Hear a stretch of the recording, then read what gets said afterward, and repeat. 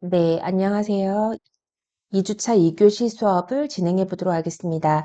네, 연구 방법에서 지난주에 자기 보고식 방법, 여기 질문지법에 대해서 이야기했고요. 개방형 질문과 폐쇄형 질문에 대해서 알아보도록 하였습니다. 네, 이번에는 이제 면접법입니다. 네, 관찰법이나 질문지법으로 알기 어려운 인간의 내면적인 심리 상태를 파악하는데 이제 유용한 자료 수집 방법으로 면접자의 질문에 피면접자가 자신의 생각이나 그쵸? 느낌을 말하도록 해서 그 응답을 분석하는 방법이 되겠습니다.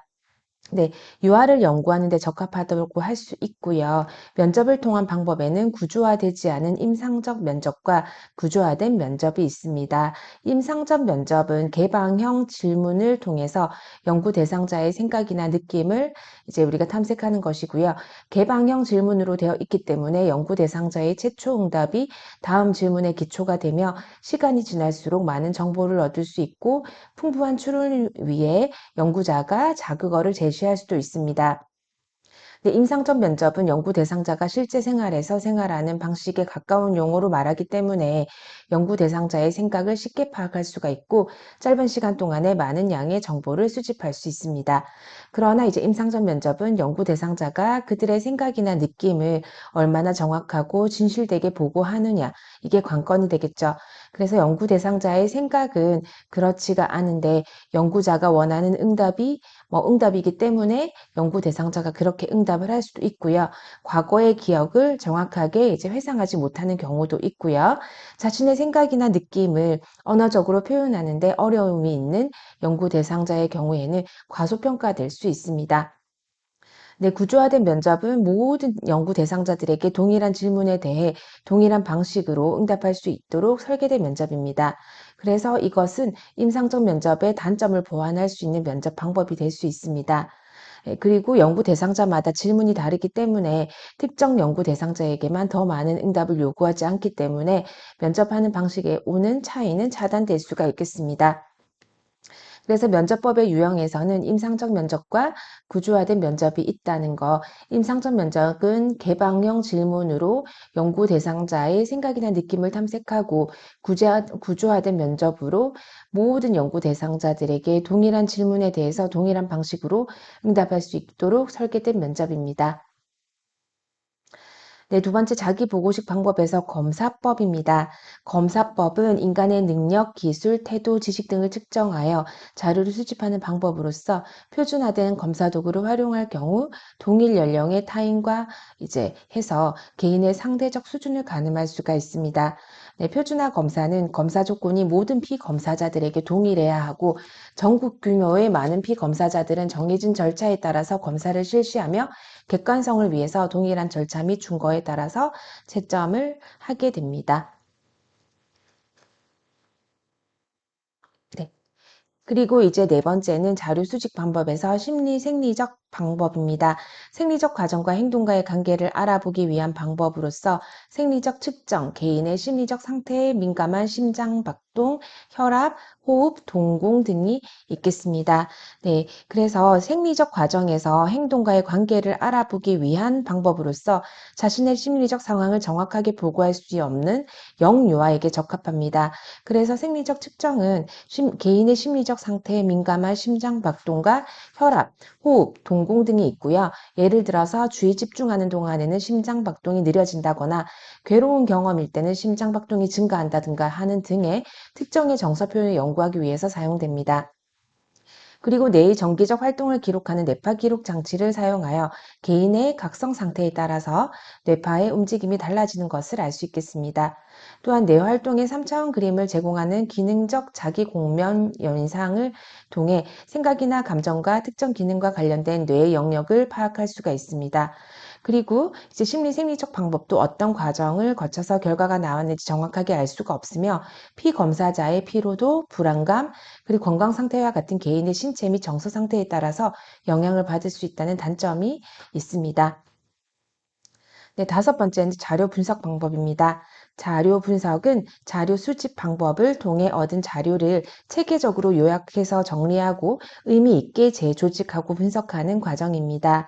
네, 양적 접근을 통해서 얻은 자료는 대부분 수량화되어 있으므로 평균, 표준 편차, 빈도 등과 같은 기술 통계나 T 검정, F 검정, 회귀 분석 등과 같은 추리 통계를 활용한 통계 방법을 사용하여 분석하게 됩니다. 질적 접근을 통해 얻은 자료는 맥락에 근거하여 해석하거나 본질이 무엇인지 탐구하여 설명하는 등의 분석을 하게 됩니다. 네. 네, 발달 연구 설계가 되겠습니다. 네, 발달학자는 이제 연령에 따른 변화를 살펴보는 데 있어서 유용한 연구 설계는 종단 설계, 횡단 설계, 단기 종단 설계 또는 출생 동시 집단 계열 설계 등이 있습니다. 네, 발달학자는 아무래도 연령에 따라서 성장과 쇠퇴가 어떻게 일어나고 상이한 연령의 사람들은 어떠한지 비교 분석함으로써 인간 발달을 연구합니다.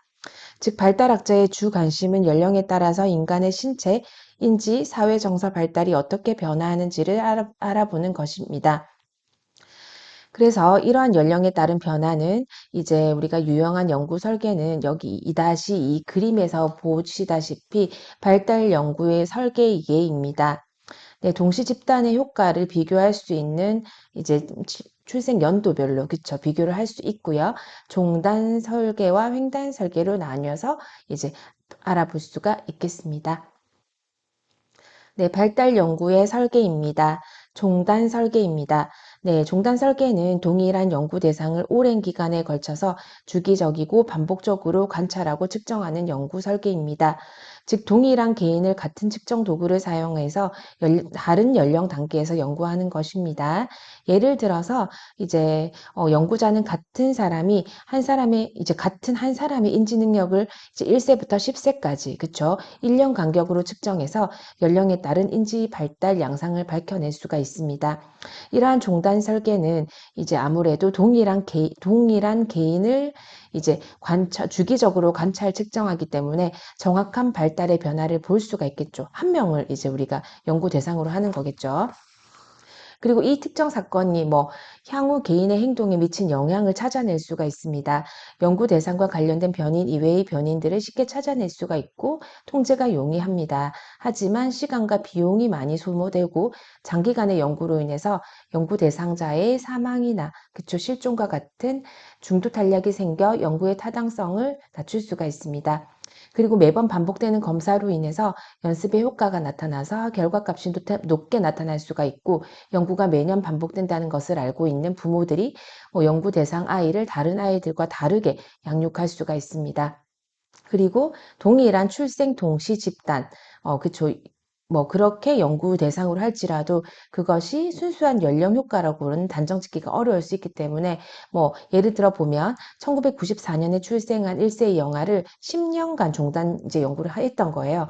그런데 사회적인 이제 환경이나 역사적인 환경이 상이하기 때문에 이것은 순수한 연령의 효과라기보다는 1998년에 IMF 사태와 같은 측정 시기로 인한 사회문학적 환경의 영향일 수가 있다는 겁니다.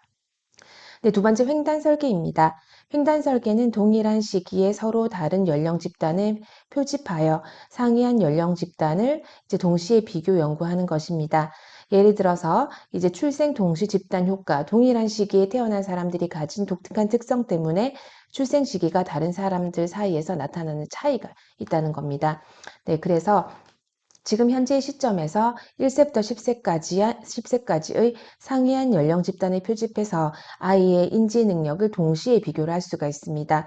횡단 설계는 연구 결과를 즉각 활용할 수가 있고 상대적으로 짧은 기간 동안에 다수의 다양한 연령 범위에서 행동 특징이나 차이를 파악할 수가 있기 때문에 조금 종단 설계보다는 시간적으로 여유로움이 많습니다. 그렇지만 이제 어떤 특정 사건이 이제 우리가 향후 개인의 행동에 미치는 영향을 찾아내기는 조금 어려우며 대표할 수 있는 표집의 추출 또한 힘들기 때문에 출생 연도를 기준으로 해서 각 연령 집단별로 이제 그런 것들에 대한 이제 연구는 이제 가능할 수가 있겠죠. 네. 그리고 세 번째는 이제 단기 종단 설계입니다. 단기 종단 설계는 종단 설계하고 횡단 설계의 장점을 최대한 설계로서 출생 동시 집단 계열 설계라고도 불리며 개인의 발달 변화를 연구하는 데 유용합니다. 횡단 방법에 의해서 여러 연령 집단을 선정하고 그 집단들을 다시 종단 방법에 의해 반복 측정하는 방법입니다. 예를 들어서 이제 2017년에 현재 1, 3, 5세의 아이를 표본으로 추출해서 관찰 및 측정을 하고 2년 후인 1919년에 이 아이들이 각각 3, 5, 7세가 되었을 때 동일한 측정 도구로 측정을 하며 또 다시 2년 후인 2021년에 이 아이들이 각각 5, 7, 9세가 되었을 때 측정을 하게 됩니다.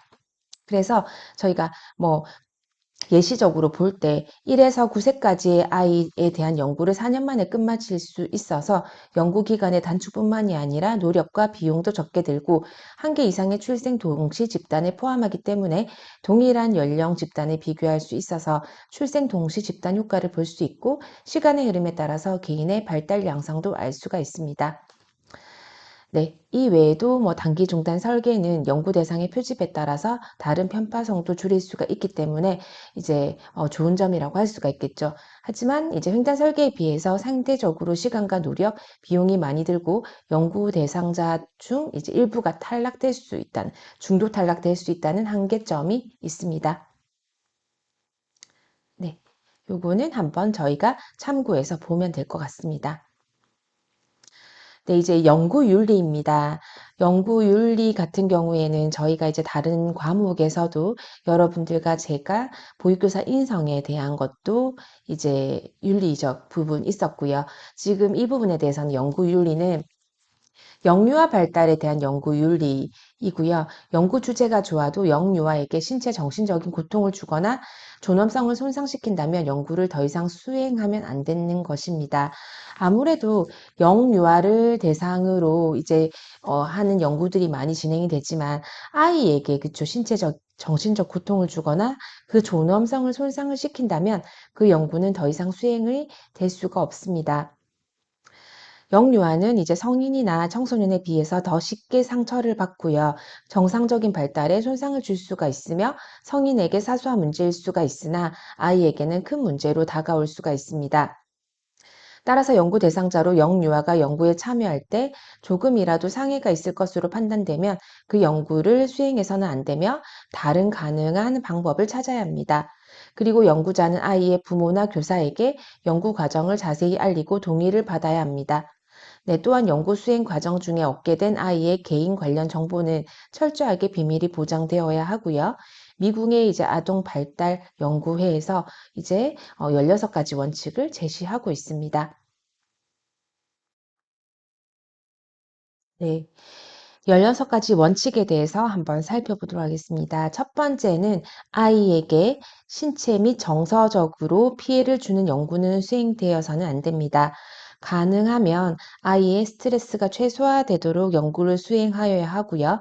연구가 아이에게 피해를 준다고 생각이 되면 다른 방법을 찾거나 연구를 포기하여야 합니다. 네, 두 번째는 연구자는 아이에게 연구 동의를 받기 전에 연구에 참여함으로써 미치게 되는 모든 영향들을 아이에게 알려주어야 하며 혹은 보호자에게 알려주어야겠죠. 아이의 질문에 대해서 아이의 수준에 맞게 대답을 해주어야 합니다. 연구자는 아이가 언제든지 연구 참여를 중단하거나 연구 참여 여부를 선택하도록 아이에게 자유를 존중해 주어야 합니다. 연구자는 부모에게 연구 절차를 설명하여야 하며 연구 진행 중에 아이가 불편함이 없는지를 지속적으로 살펴보아야 합니다. 그리고 연구자는 부모나 교사에게도 연구 동의를 받아야 하고요. 아이가 연구에 참여함으로써 미치게 되는 모든 영향을 알려주어야 하고 동의서를 받을 필요가 있습니다. 동의서에는 연구자의 직업과 직위, 그리고 기간 등의 정보가 포함되어 있어야 하고요. 부모나 교사의 연구 동의를 거부할 수 있는 권리가 존중되어야 할 뿐 아니라 연구 참여를 거부하여도 아이에게 어떠한 불이익이 없음을 알려주어야 되겠죠.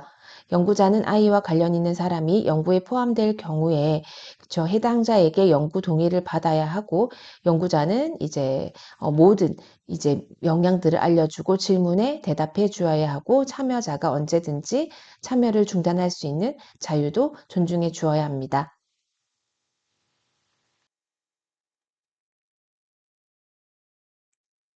네. 그리고 이제 저희가 연구 참여에 대한 보상은 공정해야 하고요. 통상적인 범위를 지나치게 초과해서는 안 됩니다. 네. 그리고 연구자는 연구의 특성상 특정 정보를 숨기거나 속일 수 있지만 이런 행위의 정당성에 대해서는 동료 연구자들과 상의해야 합니다. 만약 이로 인해서 아이가 부정적인 영향을 받는다면 연구자는 정보를 숨기거나 속인 이유를 설명하고 허락을 구한 뒤 연구를 수행해야 합니다. 네, 일곱 번째는 참여자의 익명성은 보장이 되어야 하며 어떠한 정보도 다른 곳에 사용되어서는 안 됩니다. 여덟 번째는 뭐 연구 초기에 연구자의 부모, 아이 사이에는 명확한 합의가 있어야 합니다. 연구자는 계약의 모든 약속을 존중해야 할 의무가 있고요. 연구 수행 중 아이에게 위험성이 있을 것으로 예상될 때 연구자는 부모와 함께 논의할 책임이 있고 그 아이에게 필요한 지원책을 모색하여야 합니다. 열 번째는 연구 수행 중 아이에게 부정적인 부분은 있다면 연구자는 즉시 적절한 조치를 취해야 하며 후속 연구를 포함한 연구 절차를 재설계하여야 합니다. 11번째는 연구자는 참여자로부터 얻은 모든 정보에 대해서 비밀을 유지하여야 합니다.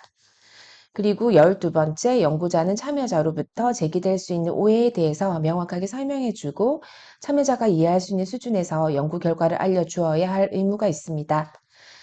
그리고 13번째는 연구자는 평가적 진술이나 조언 시 부모나 아이에게 부담이 되지 않게 신중을 기해야 합니다. 연구자는 연구에 대한 사회, 정치, 그리고 인간적인 측면에서 의미를 고려해야 하며 특히 연구로부터 도출된 결과를 제시할 때는 주의를 기울여야 합니다. 그리고 15번째는 연구자의 위법 행위로는 자료의 위조, 표절, 그리고 허위로 진술되거나 학문 공동체에서 일반적으로 허용된 범위를 벗어난 행위를 말합니다. 의도적이지 않은 오류나 자료 해석에 대한 의견 차이는 위법 행위에 포함되지 않으며 진실성과 정직성을 기반으로 연구를 수행해야 합니다. 16번째, 위법 행위를 한 연구자는 학문 공동체로부터 제명될 수 있습니다. 네, 이 부분까지 이제 저희가 연구 윤리에 대해서 살펴보았고요.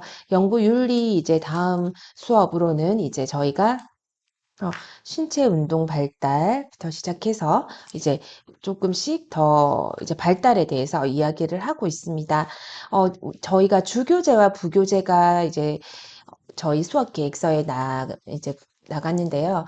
이제 정옥풍 교수님의 이제 교재가 조금 더 이제 어려운 부분이 조금 있어서 이 부교재의 PPT로 설명을 하고 시험이나 다른 부분에 대해서는 제가 그 전에 먼저 알려드리도록 하겠습니다. 그리고 이게 영유아 발달에 대한 모든 부분은 거의 비슷하기 때문에 네, 그렇게 알고 계시면 될 것 같고요.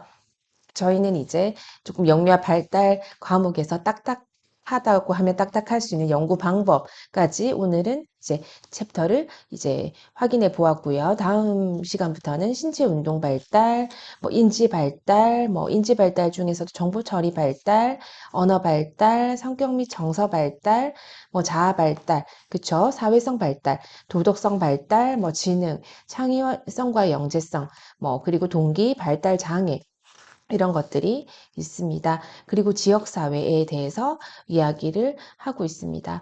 저희가 이제 영유아 발달 과목이 중요한 이유는 이제 저희가 발달의 전반적인 부분을 알 수 있기도 하지만 영유아가 어떻게 이제 발달의 순서에 맞게 혹은 이제 발달의 기준에 맞게 발달을 해 나가는지 이것은 어떻게 보면 이제 발달을 지연시키는 것들을 이제 미리 우리가 알아채기 쉽기 때문에 영유아 발달에 대한 전반적인 부분을 이번 수업에서 다루게 됩니다. 그래서 우리가 이제 보육교사나 유치원 교사로 이제 원에서 일을 할 때 이 아이의 특성을 알게 된다면 한 아이 개인마다 다 개인차가 있습니다. 그쵸? 개인차가 있지만 한 아이의 특성이 어느 정도냐에 따라서 이 아이의 발달 단계를 가늠할 수가 있고 이 아이의 정서 발달은 어떠한가, 이 아이의 사회성 발달은 어떠한가 다 알 수가 있게 됩니다. 예를 들어서 이제 저희가 이제 신체 발달, 신체가 지연되는 발달의 지연을 보이는 아이들 같은 경우에 여러분들은 어떻게 생각하시나요? 신체의 지연이면 그러니까 외향적으로 키가 좀 작고 조금 왜소하고 마르고 그러니까 뭐 다른 발달과는 관계가 없고 이 아이의 성향이 원래 그렇구나라고 할 수 있겠지만 모든 발달은 그쵸. 우리가 상대적으로 네, 우리가 정비례 관계가 있기 때문에 신체 발달이 더딘 거에 대해서도 신체 발달 중에서도 대근육 발달인지 소근육 발달인지 이런 것들도 많은 차이를 보이기 때문에 아주 세심하게 이제 옆에서 지켜볼 필요가 있습니다. 네, 그리고 사회성 발달, 뭐 정서 발달 이런 경우에서도 사회성이 뛰어난 아이들이 지능이 높을 것인가, 이렇게 우리가 생각을 해보면, 사회성과 지능이 무슨 상관이 있어요? 이렇게 이야기를 할 수가 있겠지만, 인지 발달과 언어 발달, 사회성 발달 이런 것들, 자아 발달은 모두가 연관이 되어 있습니다. 그래서 우리가 인지 발달, 우리가 어렸을 때, 그쵸, 신체 발달을 하면서 걷기 시작하면서부터 인지 발달이 이루어지고 그전에도 인지 발달을 이제 우리가 서서히 시냅스가 하고 있었겠지만 그 이후에는 그쵸. 인지 발달에 대해서 차츰 인지를 하게 되고 그걸로 인해서 언어가 발달하게 되고 그쵸. 언어 발달이 이제 우리가 기반이 돼서 사회성 발달 그리고 기타 다른 발달들을 이제 계속해서 긍정적으로 이제 성장을 시키겠죠. 그래서 그런 부분들이 이제 저희가 이렇게 다 맞물려서 돌아갈 때 이 아이가 원활하게 잘 크고 있구나, 잘 발달하고 있구나, 잘 이제 단계를 밟아 나가고 있구나라는 것을 알게 됩니다. 그래서 제가 지금도 우리가 언어 발달 중에서도 하나의 예를 들자면 만 1세는 안녕하세요. 우리 친구 이름은 뭘까요? 이렇게 선생님이 물었다면 저는 이도윤입니다. 이렇게 이야기하거나 제 이름은 이도윤입니다. 네, 이렇게 이야기하거나 이도윤, 나 도윤 이런 식으로 얘기를 하겠죠. 아니면 이야기를 안 할 수도 있습니다. 그때 저희가 언어 발달을 비롯해서 이제 좀 똑똑한 아이들 같은 경우에는 이제 만 1세가 네, 발달 단계 만 1세를 넘어선 아이들이겠죠. 그래서 제 이름은 이도윤입니다. 그런데 선생님 이름은 뭐예요? 이렇게 물어보는 아이들, 이제 언어 발달이 조금 빠르다고 나이에 비해서 단계에 비해서 조금 성장했다고 알 수가 있습니다. 네, 그래서 우리가 모든 단계에서 아이의 행동과 이제 발달 양상을 보면 알 수 있듯이 저희도 이제 그런 긍정적인 변화를 이제 주기 위한 아이에게 그런 것들을 이제 우리가 조금 더 충족시키기 위해서 이 영유아 발달 과목을 이제 들어야 되는구나. 그리고 영유아 발달에서 조금 더 귀 기울여서 수업을 진행하고 이제 이렇게 들으셔서 이게 문제성 행동 장애에까지 영향을 끼칠 수 있구나라는 부분들도 조금 기억하시면 좋겠습니다. 뭐 아무래도 1주차하고 2주차 이제 수업 중에서 이제 2주차 수업으로 넘어오니 이제 영유아 발달에 대해서 세부적으로 이제 알아보는 시간을 갖고 있는데요. 1교시, 2교시는 연구 방법과 연구 윤리에 대한 것이었다면 3교시에는 제가 조금 더 재미있는 영상을 하나 준비해 보려고 합니다. 그래서 발달은 이런 거구나. 아니면 출생에 대한 그런 이제 TV를 한번 살펴보고 여기서부터 이제 우리 아이가 어떻게 성장하는지를 이제 알 수 있는 기회가 되셨으면 좋겠습니다. 네. 아무래도 그리고 또 하나 이제 제가 말씀드려야 될 부분이 있습니다. 지금 저희가 카카오톡 채팅방을 이제 활용하고 있는데요. 조금 더 여러분들과 저와 원활한 소통을 위해서 이제 활용을 하고 있고요. 아직까지 가입을 하시지 않으신 분들은 이제 저희 앞에 공지사항에 보면은 QR이 나와 있습니다. 그래서 QR을 찍어서 이제 저희 단체 채팅방으로 들어오시면 되고요. 본 과목은 대면이 9시간 진행되어야 하는데, 지금 카톡으로 여러분들께서, 지금, 이야기를 해주시는 부분들 많이 이제 도움이 되곤 한데, 저도 오프라인 수업이 이제 있고 해서 이제 화요일, 수요일, 혹은 만약에 화요일, 수요일이 시간적으로나 다른 부분들이 맞지 않다면, 저희는 이제 토요일도 토요일 교과가 제가 다 교과목이 또 있습니다. 그래서, 웬만하면 저희가 이제 한 번에, 이제 토요일 날 수업을 하게 되면, 한 주에 그냥 9시간 연강을 한다든지, 그렇게 해서 되도록이면은, 적은 횟수로 학교에 와서 대면 수업을 할 수 있으면 좋겠고요. 날짜는 11월 15일부터 가능하니 채팅방에서 저희와 의논해서 네, 한번 날짜를 정해 보도록 하겠습니다. 네, 이번 시간도 들어주시느라 너무 수고가 많으셨고요. 감사드리고 다음 수업 시간에 저는 뵙도록 하겠습니다. 네, 감사합니다.